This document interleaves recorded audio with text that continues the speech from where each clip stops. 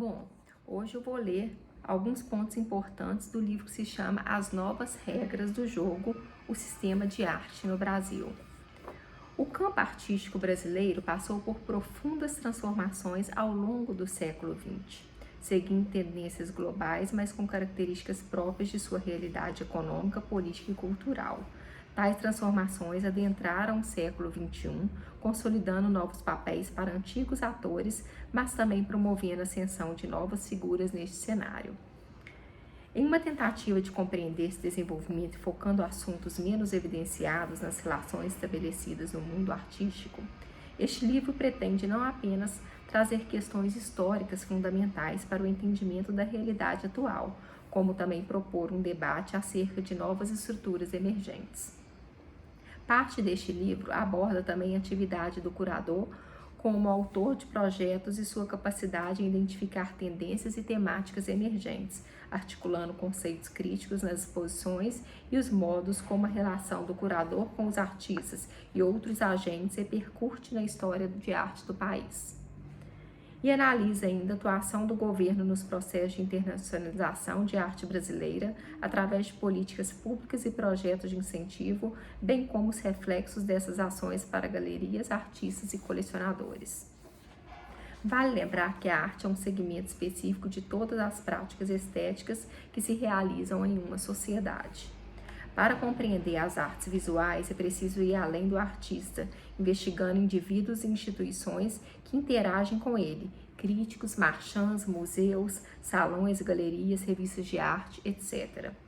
E para entrar na disputa desse jogo, é necessário respeitar sua estrutura e conhecer suas regras, mesmo que o jogador não concorde com elas.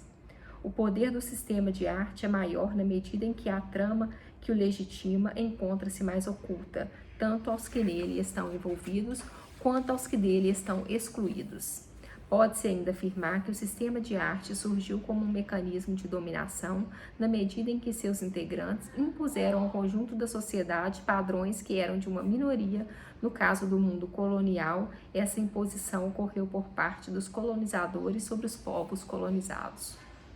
Bom saber que a atividade do marchand, que é basicamente a comercialização, também se estende à organização de eventos.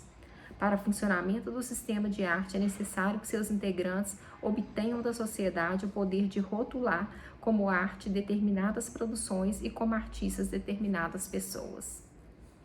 E para quem não sabe, foi nos anos 1970 que a compra de obras de arte começou a ser olhada fundamentalmente como um investimento.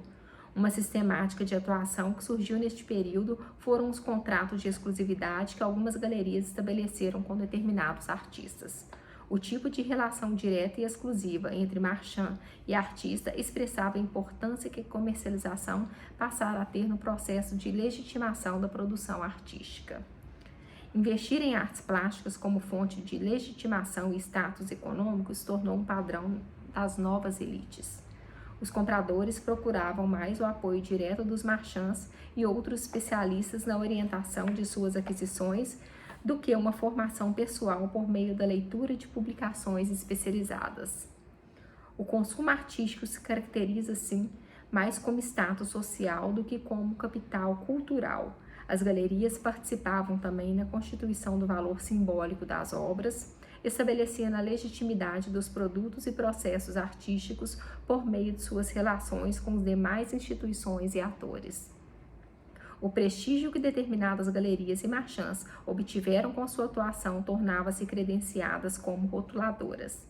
Expor um artista com a apresentação de um crítico, muitas vezes por ela contratado, divulgar o evento nos meios da comunicação e referendá-lo com sua tradição acrescentavam à obra um valor artístico que se constituía também em valor do mercado.